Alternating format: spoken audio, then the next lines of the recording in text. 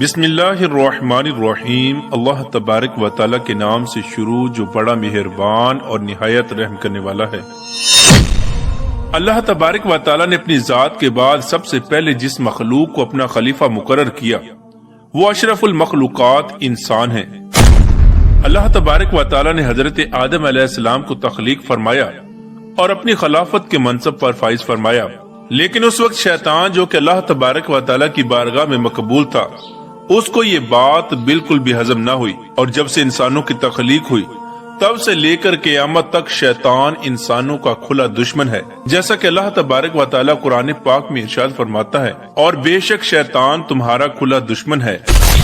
پیارے دوستو، شیطان مردود اللہ تبارک و تعالیٰ کی بارگاہ سے ہمیشہ کے لیے مردود ہو چکا ہے، اور بلاخر اس کا ٹھکانہ جہنم ہی ہے۔ شیطان اس بات کو خوب جانتا ہے کہ اس کا انجام کیا ہونے والا ہے، لہٰذا اسی وجہ سے شیطان مردود جو کہ انسانوں کا سب سے بڑا دشمن ہے، وہ اپنی پوری طاقت اور زور لگا کر زیادہ سے زیادہ انسانوں کو گناہوں کے اندر مبتلا کرنا چاہتا ہے اور اپنے ساتھ جہنم لے جانا چاہتا ہے، اور شیطان کا مقصد ہی حضرت آدم علیہ السلام کی اولاد کو اللہ تبارک و تعالیٰ کی راہ سے دور کر کے ہمیشہ کے لیے جہنم کا مستحق بنانا ہے۔ پیار دوستو، آج کی اس ویڈیو میں ہم آپ کو بتائیں گے کہ شیطان کو اللہ تبارک و تعالیٰ نے کتنی طاقت اور کتنی پاور عطا فرمائی ہے،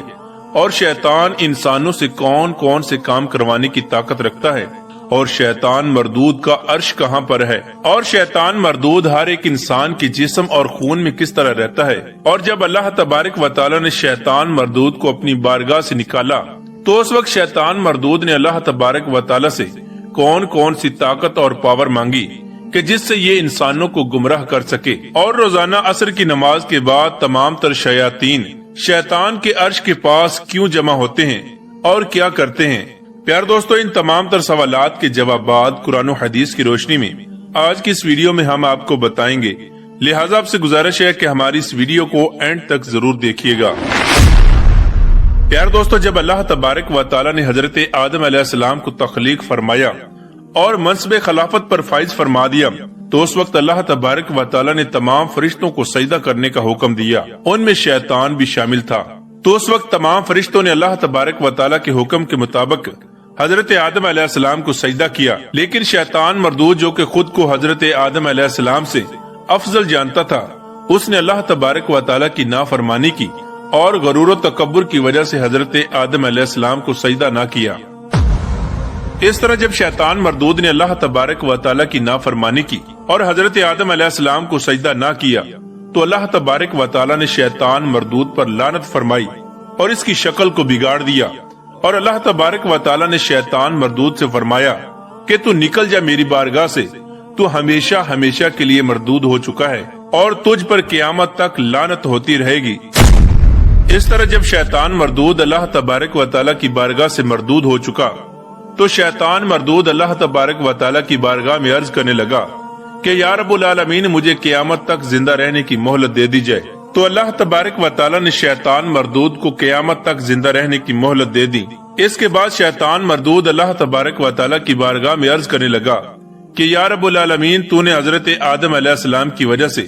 مجھے جنت سے بھی نکال دیا اور قیامت تک زندہ رہنے کی مہلت بھی دے دی، اب تو مجھے اولاد آدم پر غلبہ بھی عطا فرما دے۔ تو اللہ تبارک و تعالیٰ نے شیطان مردود سے ارشاد فرمایا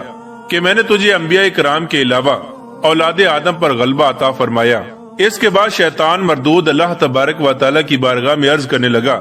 کہ یا رب العالمین، اس کے علاوہ مجھے کچھ اور بھی عطا فرما۔ تو اللہ تبارک و تعالیٰ نے ارشاد فرمایا کہ جتنی حضرت آدم علیہ السلام کی اولاد ہوگی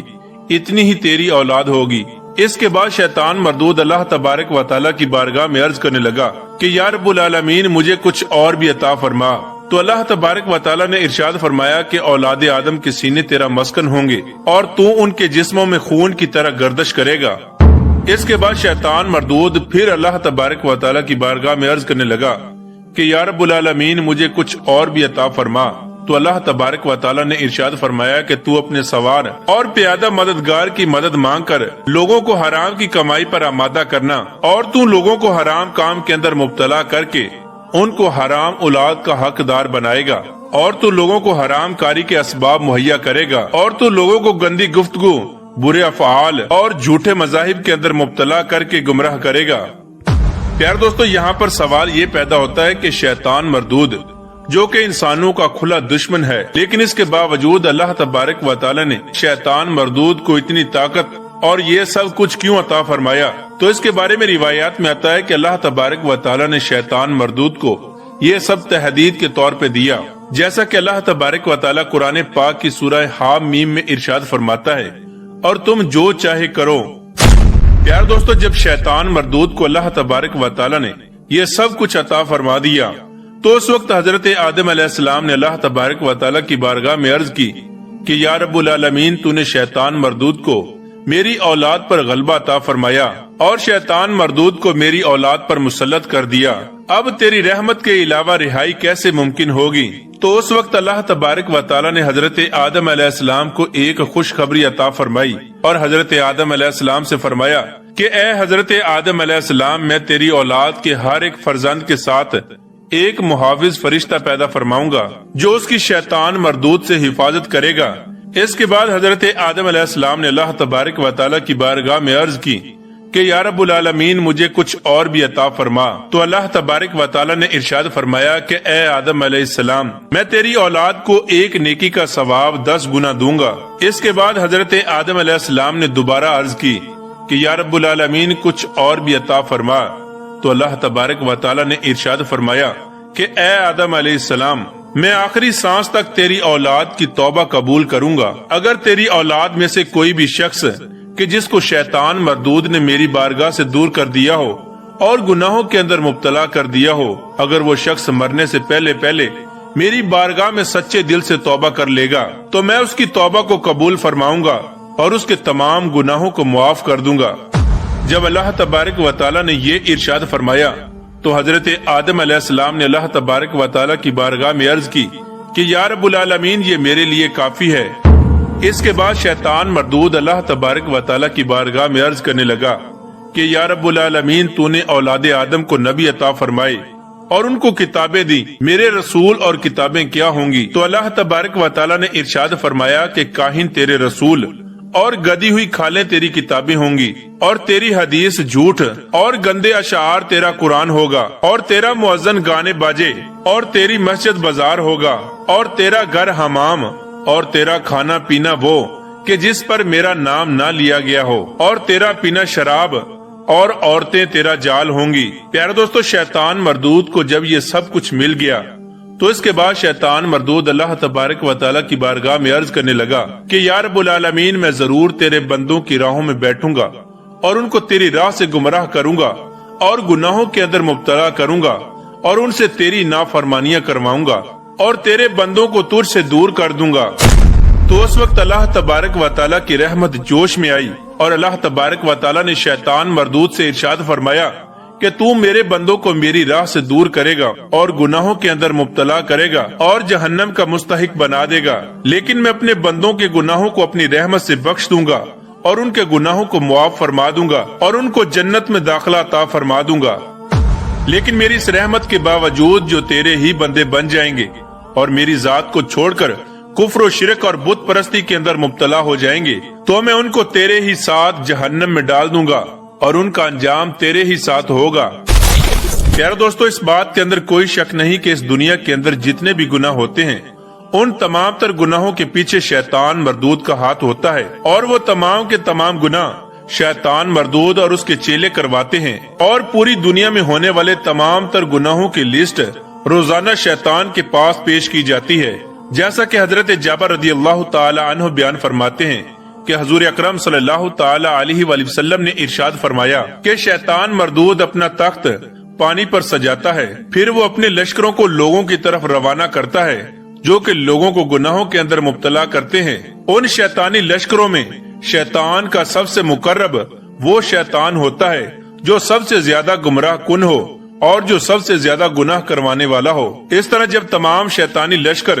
تمام لوگوں کو گناہوں کے اندر مبتلا کر کے اور لوگوں کو گمراہ کر کے شیطان کے پاس آتے ہیں تو ان میں سے ایک شیطان اپنے سردار شیطان کی خدمت میں حاضر ہوتا ہے اور شیطان مردود سے کہتا ہے کہ آج میں نے یہ گناہ کروائے، یعنی آج میں نے فلاں کو زنا کے اندر مبتلا کر دیا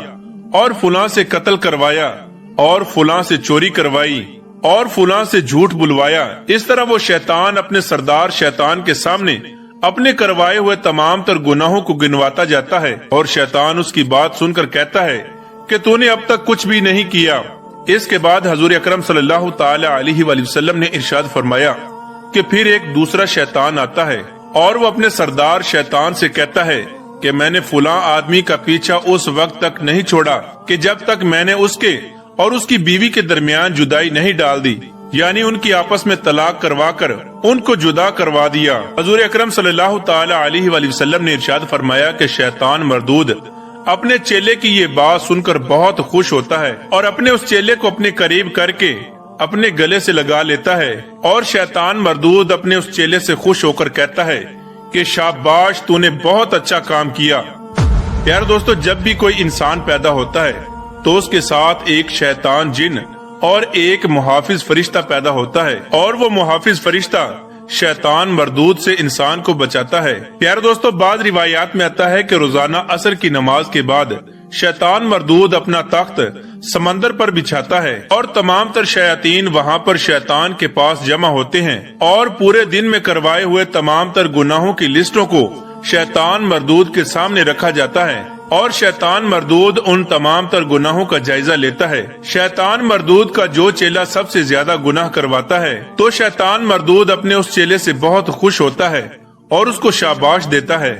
پیارے دوستو، اس طرح شیطان مردود اور شیطان مردود کے چیلے